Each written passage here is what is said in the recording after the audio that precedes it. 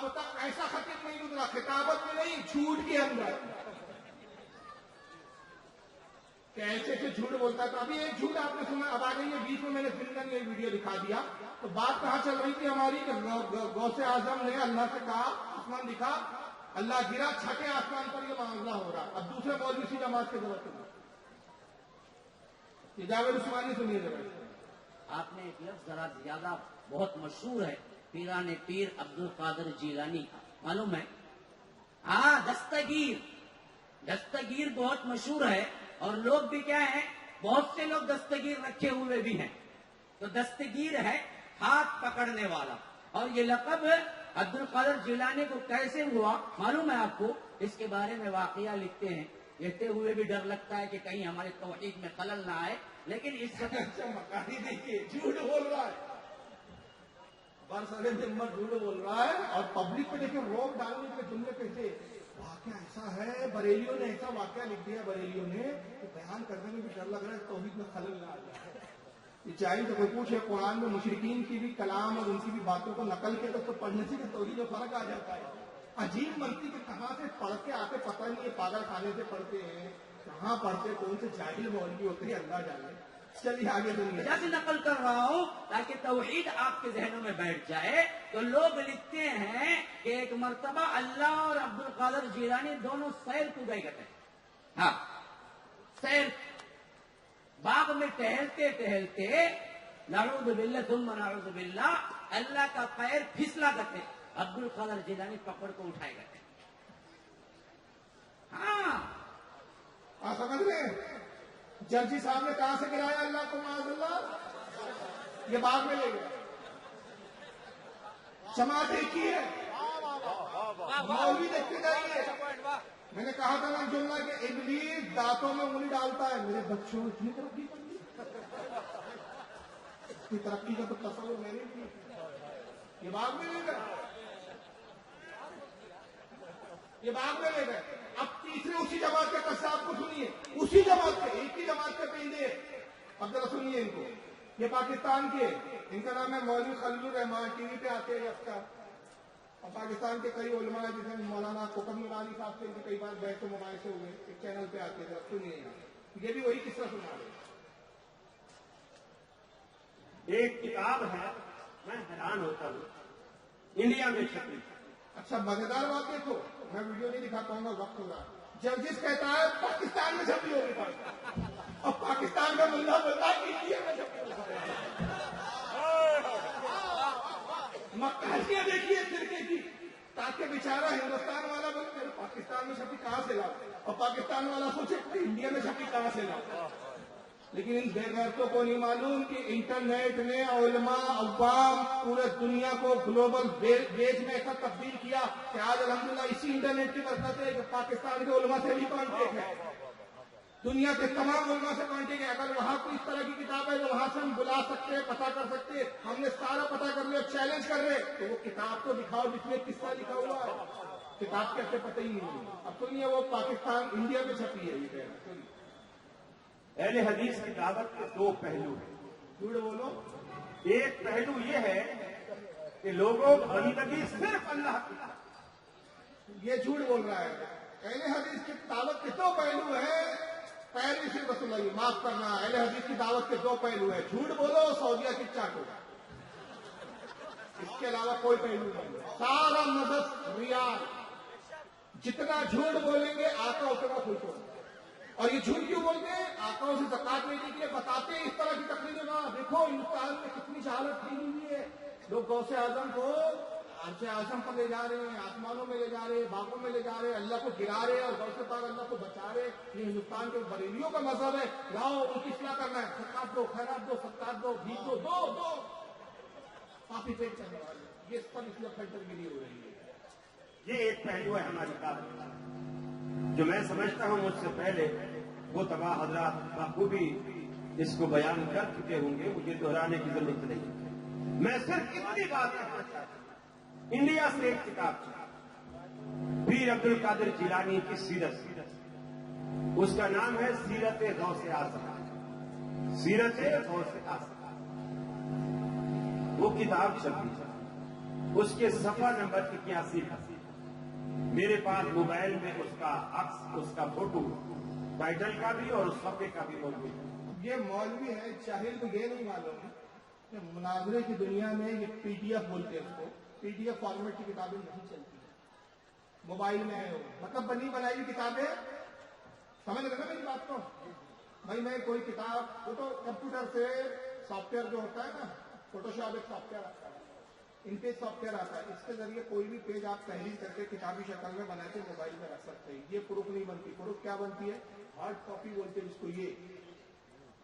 یہ دو کوئی ملا کے پاس نہیں ہے، موبائل میں اس کے پاس، چھپی انڈیا میں،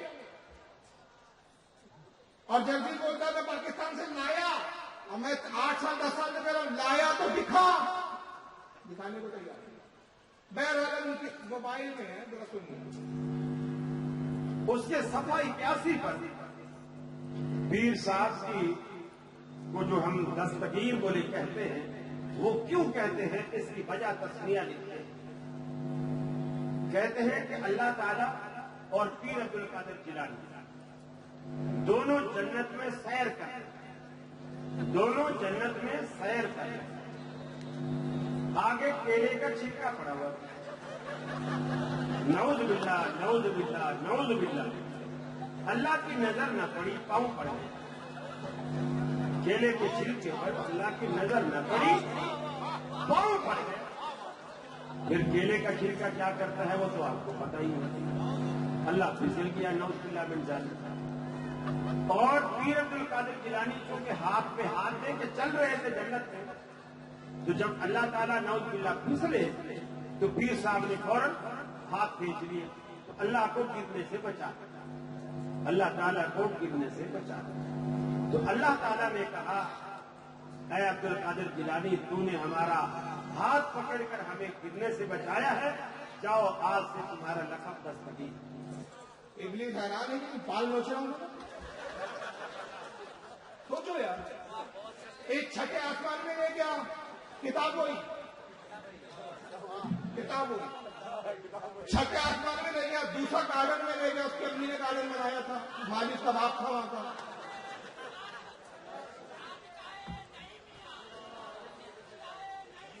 اور تیسرے ساتھ کہاں لے گئے؟ بھائی حضرت آ رہے ہیں استقبال، آپ تھوڑا سا توجہ دیں جب تک آنے میں، نعرہ تکبیر، نعرے لگا دیں، نعرہ رسالت، حضور نجم میاں صاحب قبلہ، ماشاءاللہ، واہ واہ واہ واہ، نعرہ تکبیر، نعرہ رسالت، علماء اہل سنت، فیضان سرکار محبوب الاولیاء علامہ فاروق احمد صاحب رضوی، نعرہ تکبیر، نعرہ رسالت، نعرہ غوث، نعرہ غوث، خانقاہ نعیمیہ، آل رسول، نعرہ تکبیر، نعرہ رسالت۔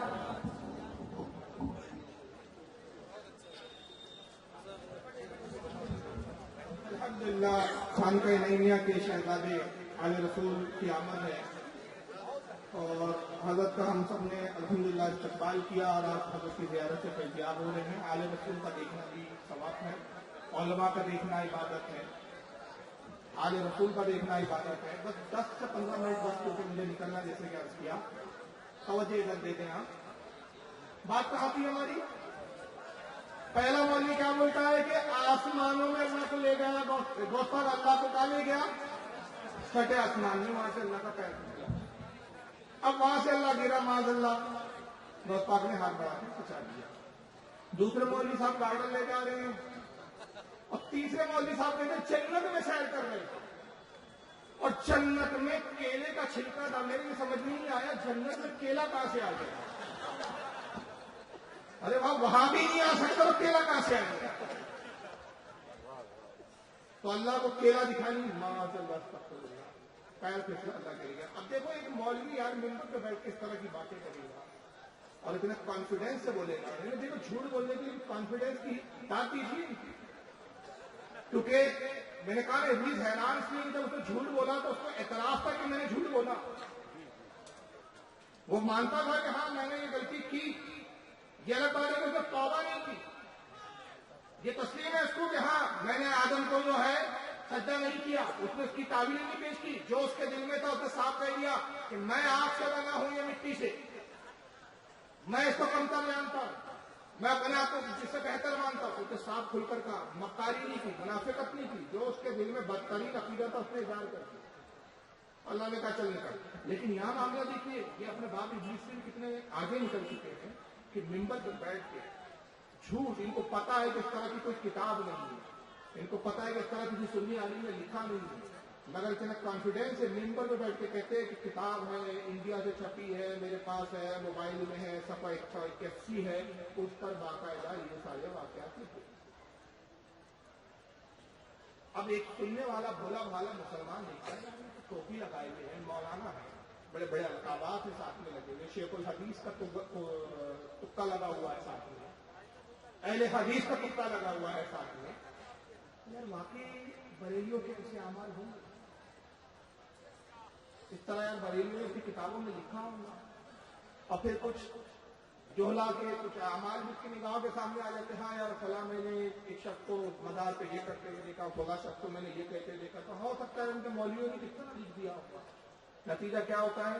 وزن ہو جاتا ہے، اہل سنت سے خارج ہو کے وہابیت کی طرف چلا جاتا ہے۔ اس لیے آج کا جو سب سے بڑا پیغام ہے اس کانفرنس کا، وہ پیغام میں یہ دینا چاہتا ہوں کہ نوجوانوں، خاص طور سے نوجوانوں سے خطاب کر رہا ہوں، کوئی بھی آپ کو کچھ تقریر سنائے، ویڈیو دکھائے، حتیٰ کہ کتاب تک دکھا دے، اس وقت تک اس پر یقین نہ کرو جب تک اپنے علماء کے پاس جا کے اس کی تحقیق نہ کرو۔ اس لیے کہ ابلیس وعدہ کر کے آیا ہے، اور یہ بول کر نہیں آیا کہ میں ابلیس بن کر آؤں گا، گمراہ کروں گا، اس نے کہا نیکوکار بن کر آؤں گا، صراط مستقیم پر بیٹھ کر گمراہ کروں گا۔ اور اگر ان سے مکاروں سے بچنا چاہتے ہو تو یہ بھی بنا جائے، اس لیے کہ وہ سچے ہیں۔ اللہ فرماتا ہے وَاتَّبِعْ سَبِيلَ مَنْ أَنَابَ إِلَيَّ، اس کی راہ چل جو میری طرف رجوع لا چکا۔ بس ایک آخری کلپ، اور ہمارے آصف بھائی نے مجھے کاغذ لکھ کے بھیجا ہے، اس کا میں اسی کا احترام کرتے ہوئے، کیونکہ میں بڑا احترام کرتا ہوں الحمدللہ آصف بھائی کا، ہمارے ناگپور تشریف لاتے ہیں، تاج الاولیاء کے عرس کے موقع پہ جو وہاں پر مشاعرہ ہوتا ہے اس کی بڑی زبردست نظامت کرتے ہیں الحمدللہ، تو ان کی خواہش کا احترام ضروری ہے۔ اور اسی سے منسلک ہے غریب نواز کی ہم بات کر رہے ہیں، اندازہ لگائیے جو چھوٹے ہیں وہ اپنے آپ کو بڑے شیخ الحدیث بول رہے ہیں، اور جو حقیقت میں سچے ہیں، جن کے ساتھ ہونے کا قرآن ہمیں حکم دے رہا ہے، یا ایھا الذین آمنوا اتقوا اللہ وکونوا مع الصادقین، اے ایمان والو اللہ سے ڈرو اور سچوں کے ساتھ ہو جاؤ۔ ان سچے اولیاء کرام پر کیسی لعنتیں بیچتے اور کیسے جھوٹ منسوخ کر کے نعوذ باللہ ان کو فتنہ فرورت کیا نہیں بولتے ہیں، اس کی اگر آپ کو جھلک دیکھنا ہے تو یہ ایک جھلک دیکھ لیجیے آپ۔ درود شریف پڑھیں آپ، اللہم صلی علی سیدنا مولانا محمد عدد ما فی علم اللہ صلاۃ دائمۃ بدوام ملک اللہ صلی اللہ تعالی علیہ وسلم۔ یہ مولوی معراج ربانی نے غلط نے کیا کہا کہ ہمارے یہاں جب میری نے پتہ نہیں ادھر سلام پھیرا تو 90,000 مسلمان ہو گئے، اور ادھر سلام پھیرا تو 90 کروڑ ادھر 1000 مسلمان ہو گئے۔ اس طرح صوفیوں نے، سنتوں نے ہمارے دیش میں اسلام کو پھیلایا، کس ہے جھوٹ اور بہتان ہے۔ یہ تو 5ویں 6 اور 7ویں صدی ہجری کے لوگ تھے جو پہنچے ہیں وہاں پر اور خرافات میں گئے، اور بنو امیہ کے دور کے اندر کیا کہتے ہیں ساحل سندھ کے اوپر، اور کہاں پورا اسلامی سلطنت ہو چکی تھی 2ری صدی ہجری کے اندر۔ یہ تو 6 صدی میں زیادہ 6 اور 7ویں صدی میں جا کے ہندوستان میں انہوں نے شرک اور کفر کی بیجیں ڈالی ہوئی ہیں۔ یہ کہاں سے پیدا ہوا؟ ان سے کہاں اسلام پہنچا پھیلا؟ ان سے اسلام بدنام ہوا ہے، ان سے اسلام کیا ہوا ہے؟ اگر وہ کتابیں جو ہمارے ملکوں میں بزرگوں کے نام پر چل رہی ہیں، جیسے مطلب وہی جو انہوں نے اجمیری خواجہ اجمیری کے نام کی جو کتاب بتلائی، وہ کتاب اب وہ ہے موجود ہے، اس کی پوری پرنٹ کاپی موجود ہے، میں نے صوفی اور شیطان والی جو ایڈوکیٹڈ میں نے سب کو دکھلائی ہے، اس کے اندر موجود ہے۔ کشف المحجوب جیسی خرافات جو داتا گنج اجمیری کے نام سے یاد کیے جاتے ہیں، ان کی اپنی لکھی ہوئی کتاب میں دکھاؤں گا انشاءاللہ، اس کے اندر بھی خرافات جو موجود ہیں۔ اگر یہ عقیدے رکھنے والے یہ عقیدے وہ رکھتے تھے، اور یقیناً یہ ان کی کتابیں ہیں، اگر यकीनन उनकी ये किताबें हैं, तो हम तहरीर देख करके ये हुक्म लगाते हैं ये किसी मुसलमान मोमिन की तहरीर नहीं बल्कि ये काफिर और मुशरिक की तहरीर है। समझ आई आपको? ये गरीब नवाज की एक मकतूबात है जो ख्वाजा बख्तियार काकी ने जमा की, उसके ताल्लुक से बात कर रहा है। वक्त नहीं है कि मैं तशरीह करूं। ये सारी किताबें अल्हम्दुलिल्लाह मेरे पास मौजूद है और इसको 8 साल पहले मैंने मुनाजरा किया था। बाज़ाब्ता वो DVD और CD इस तक पहुंचाई गई। अब आप सोचेंगे तो सऊदीया में रहता है मुनाजरा कैसे? ये हैदराबाद आता है हमेशा। और मैंने कहा कि जब भी आप हैदराबाद आए तो आप मुझे बुलाइए, मैं आऊंगा। तन्हाई में 11 लोग आपकी तरफ से होंगे, 11 हमारी तरफ से होंगे, यानी 11 कितने हो गए टोटल? 22। और आप और मैं 24 लोग, क्योंकि आपको ये 24 की निस्बत बड़ी पसंद है, तो कुल 24 लोग होंगे। और 24 में मैंने कहा तुम 24 की बजाऊंगा अगर हिम्मत हो। हैदराबाद आया ही है, वहां लोगों ने इसको पकड़े, मुनाजरे की बात ही मस्जिद पे पकड़े, इसकी वीडियो नेट पे लगी हुई है। ये वहां ये बदबक तैयार नहीं हुआ, ये बोलकर वहां से भागा कि आपको मुनाजरा करना है तो यहाँ के मौलवियों से बात कीजिए। अब इसके बच्चे बोलता क्यों है, मुनाजरा यहाँ के मौलवी से करोगे और यहाँ के मौलवियों को तो कह जिसने कहा उससे बात कीजिए, क्योंकि पूरा झूठ का खेल है। तो हजरत गरीब नवाज की मकतूबात है जो ख्वाजा बख्तियार काकी को खुतूब लिखी, उसमें आपने कुछ तसव्वुफ की बातें की है। उसमें एक जगह वो लिखा है जिसका इशारा कर रहा है कि आपने कहा कि अजीज कलमा ला इलाहा इल्लल्लाह मुहम्मद रसूलुल्लाह की हकीकत क्या है। मैं बहुत शॉर्टकट बता रहा हूँ। जब तू कहता है अजीज ला इलाहा इल्लल्लाह, तो तूने कलमे को जबान से अदा किया, इसको अपनी अमली जिंदगी में नहीं लाया। जब कहता तो कोई नहीं माबूद, तो तेरा नफ्स उस वक्त होता है। और नफ्स के बारे में कुरान कहता है कि इन्होंने अपने नफ्स को अपना माबूद बना लिया। तो अजीज उस वक्त तक तो कलमे को कमा हक पढ़ने का हकदार नहीं, और तूने उसको अपनी अपनी जिंदगी में जब तक तू इस कलमे के इकरार से पहले अपने नफ्स को अपने आप को फना न कर। एक तसव्वुफ की बात है, इसकी तशरीयात है। ये कहता है कुफरिया बात है, ऐसी तशरीह तो रसूलुल्लाह ने कभी नहीं की, किसी साहबी ने नहीं की। दाता जनवश लाहौरी की कशफुल महजूब है, उसमें कुछ बातें कह रहा है। कहता है कि इनसे इस्लाम बदनाम हुआ है। हिंदू इस्लाम तो बहुत पहले आ गया था, गरीब नवाज से नहीं आया। ये तो 6वीं सदी हिजरी में आए, इस्लाम पहले आ चुका था। तो इन्होंने इस्लाम की बुनियाद नहीं रखी हिंदुस्तान में, बल्कि शिर्क की बीजें डाली है। तो इसका एक मैं मुख्तसर अभी जवाब दे रहा हूं, तफसीली जवाब बहुत लंबा हो जाएगा, वक्त नहीं है कि मुख्तसर में जवाब दे रहा हूं कि अगर 6वीं सदी में आकर ये शिर्क की बीजें डाल रहे थे, तो तुम्हारा तो दावा है कि हम तो 1400 साल से है, 1400 साल से पुराना हमारा मजहब है, हम नया फिरका नहीं है। तो जब इस शिर्क की बीजें डाल रहे थे तो तुम्हारे मुल्ला मौलवी क्या कर रहे थे? घास खेल रहे थे, वो कहा थे नौदिल्ला शिर्क की बीजें नहीं डाल रहे थे, शिर्क को खत्म करने आए और शिर्क खत्म किया उन्होंने। तो इनसे इस्लाम बदनाम नहीं हुआ, बल्कि इस्लाम किससे बदनाम हुआ? तुमसे। और तुमसे ऐसे बदनाम हुआ जब सरकार गरीब नवाज ने 90 लाख लोगों को कलमा पढ़ाया। जिनकी किस्मत में ईमान था वो ईमान ले आए, जिनकी किस्मत में नहीं था उनको भी इस्लाम से पसंद नहीं होने दिया। नतीजा ये है कि वक्त का कितना ही मुतासिर प्रधानमंत्री किसी भी कुर्सी पर बैठ जाए, उसको भी खराज तहसील पेश करने के लिए, खराज अकीदत पेश करने के लिए आज भी बारगाह गरीब नवाज में चादर पेश करनी पड़ती है। ये उनकी हक़ानियत है, ये उनकी तबलीग का स्लोब है, ये उनकी तबलीग का तरीक़ाकार है कि अगर इस्लाम लाने की तौफीक दी अल्लाह ने, आ जाओ इस्लाम में। तौफीक नहीं तो कम से कम इस्लाम से तो तुम मुखालिफ बनो, मुसलमानों से मुखालिफ न बनो। यही वजह है कि आज भी गैर मुस्लिम जिन्होंने कलमा नहीं पढ़ा, जिनको तौफीक नहीं, मगर आज भी बारगाह गरीब नवाज में सर झुकाते हुए नजर आते हैं। यही तो हिकमत है। और तुम्हारा हाल क्या है? तुम्हारे जाकिर नाइक ने 2 लोगों को भी ढंग से कलमे नहीं पढ़ाए, मगर इस्लाम पर आतंकवाद का लेबल लगा दिया, दहशतगर्दी का लेबल लगा दिया। और ऐसा दहशतगर्दी का लेबल लगाया कि उस लेबल को ढोने के तुम्हारे पास न सबूत थे, न प्रूफ थे, कुछ नहीं थे। तुम्हारे पास था तो ये कि उठा लूंगी और भागो, मुल्क छोड़ के भाग गए। और जब उसके बाद जाकिर नाइक की प्रॉपर्टी की तहकीकें हुई, गवर्नमेंट ने रेड मारी, न्यूज चैनलों पे मौजूद है, आज भी इंटरनेट पर मौजूद है, मेरे पास सारे वीडियो मौजूद है। उसके उस गुर्गों को पुलिसों ने पकड़ा, सीबीआई ने पकड़ा जो उसके गुर्गे थे, उसके साथ काम करने वाले। और जब रेड पड़ी, प्रॉपर्टी की इंक्वायरी, तो पता चला 2000 करोड़ की प्रॉपर्टी वहां है, 1000 करोड़ की प्रॉपर्टी वहां है, कई हजारों की प्रॉपर्टी उसकी गवर्नमेंट ने जब्त किया। और पूछा गया कि इतना पैसा नाइक के पास कहां से आया? डॉक्टर जाकिर नाइक का कोई क्लिनिक नहीं, कोई हॉस्पिटल नहीं, वो खुद स्टेज लगा के तकरीरें करता था, लाखों के स्टेज लगते थे, اور یہ پیسہ کہاں سے آیا؟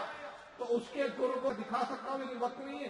انہوں نے بیان دے کر یہ کہا کہ صاحب اصل میں پیسہ سعودیہ سے آیا، اور سعودیہ سے اس لیے آیا کہ آپ جو اکثر ذاکر نائک کے پروگرام میں دیکھتے تھے کہ دو کھڑے ہوئے اور کہا کہ میں مسلمان ہونا چاہتا ہوں، پھر نائک صاحب پوچھتے تھے کوئی ڈر، کوئی خوف، کسی کا دباؤ؟ کہتے تھے نہیں، کہ کلمہ پڑھایا، اس کی DVD بنا دی جاتی تھی، اس کی CDیاں بنائی جاتی تھی، اور اب تک سعودی آقا کو دکھایا جاتا تھا یہ دیکھو صاحب ذاکر نائک اس وقت ہندوستان میں کتنا بڑا کام کر رہے ہیں، ان کو پیسوں کی مدد کیجیے. وہاں کے بڑے بڑے شیخوں سے کروڑوں لاکھوں روپے کے ڈونیشن لائے جاتے ہیں. یہ وہ ہے پیسہ جو برسوں میں جمع کیا گیا. اسلام تم سے بدنام ہوا. اور کس طرح بدنام کیا انہوں نے؟